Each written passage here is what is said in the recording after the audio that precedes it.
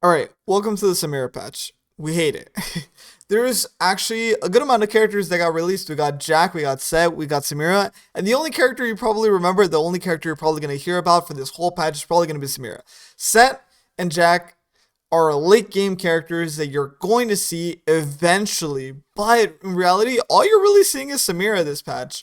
And the reason for that is that Samira has this card that is incredibly annoying that is able to give any unit challenger the moment she is summoned.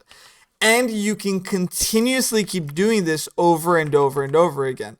Now, it's really easy to kill Samira. You just need to quiet us, or you need anything that does 2 damage, and it's really easy to just hit her, get rid of her with a simple spell. She does have quick attack, which makes her incredibly annoying, and she's only, 2 cost. It's really, really hard to deal with Samira, and her flare is just really frustrating, and it's able to give you a free damage. It's able to give any of your allies challenger over and over and over again.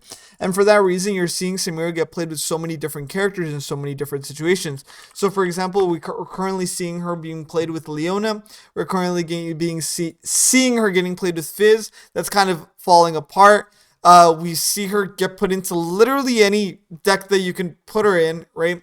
And they're just trying to make her work.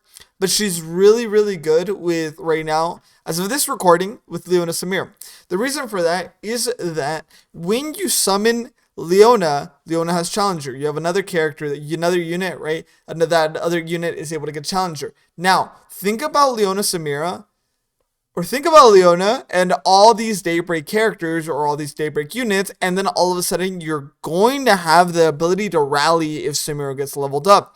Plus, consider the cost of a lot of these Daybreak units. If you go to this card or this deck, I'm going to put it in the comments below. If you're interested in that deck, make sure to subscribe while you're in the comments. So, if you're interested or you're curious about that deck, a lot of these cards are very cheap cards. Samira will level up if you play 6 cards from the moment you get your attack token to the moment you get your other attack token. So you have about 2 turns to be able to get Samira to level up. With that in mind, almost every card you play in this deck is under the cost of 3. The only 2 cards that are over that cost are Leona and Ravan. The Daylight Spear, whatever this guy, he just becomes super OP, gives everybody Daybreak. Cool. That in mind, that's the reason Samira does so well. There's such inexpensive cards. The moment you summon or you play 6 of these cards, right, you're done. You're good. You're set to go. You're bam, and now you're a winner. Now you're a champ, and it's that easy. And honestly, playing this Samira patch sucks. I think there's a lot of things that this standard format could learn from.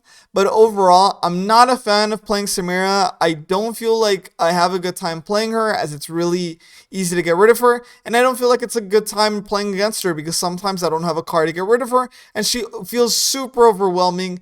And I know that's one of those things where, like, okay, it's rock, paper, scissors. You kind of just have to deal with it one way. I've gotten into Masters. I get it. Some cards beat other cards, but playing against Samira always feels like I'm in a losing battle, and I have to get rid of this card no matter what. Now, I am telling you for a fact that I am not playing Samira Leona perfectly as of right now. There's so many more things that I have to learn, such as when to play Samira at the right time, whether she is to be played when you have 3 mana, or stall out on her and just hold on to her and then play her indefinitely. Sure, getting the aggression with Samira in the early levels is beneficial, but if you cannot get the level up with Samira, you're not able to get that rally that she's able to give you, and you're just not finding that big benefit. Regardless of the flare, putting so much pressure on your opponent, you're just not winning. So, I'm not entirely sure where Samira will end at the end of this patch, and I'm glad they haven't touched her necessarily, because there's still so much to figure out. Fierce Samira was the most popular thing, and she was popping off and going crazy, right? But now it's not. Now we have Ashe Leblanc leading the charge, and the reason for that is because it counters Samira as a collective.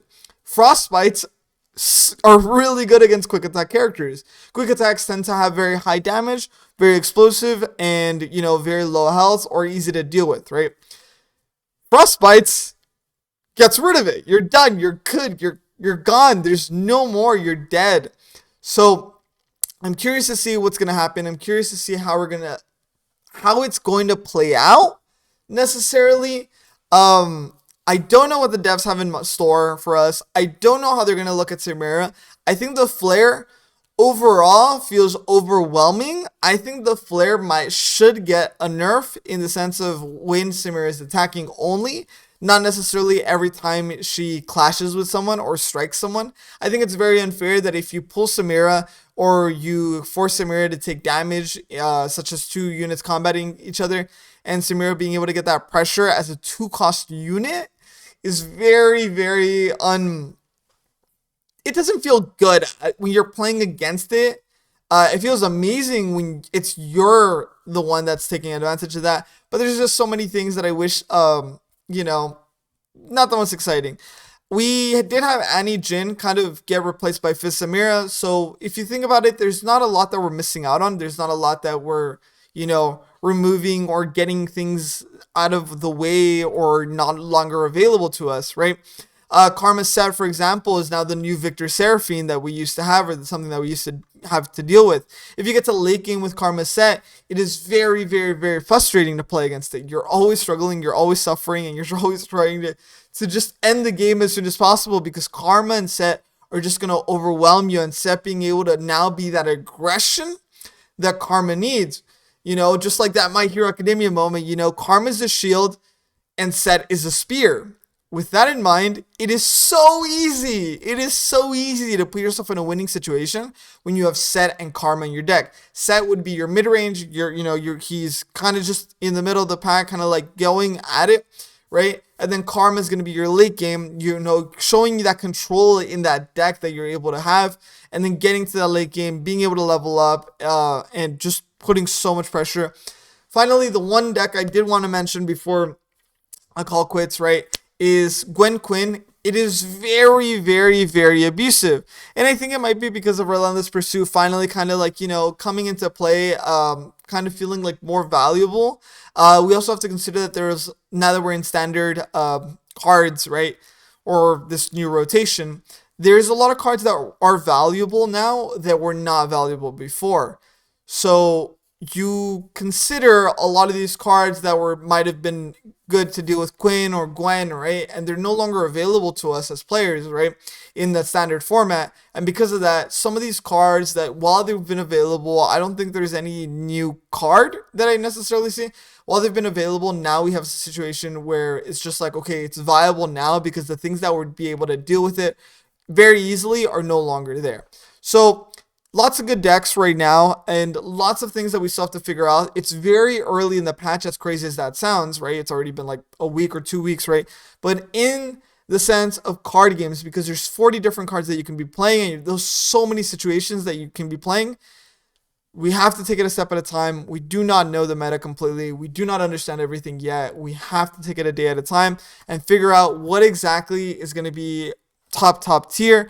Pike Rek'Sai is on the rise, but at a 52% win rate, it's hard to say if it's going to get to where it needs to be. Other than that, thank you for watching. Thank you for listening. And see you guys on the next one.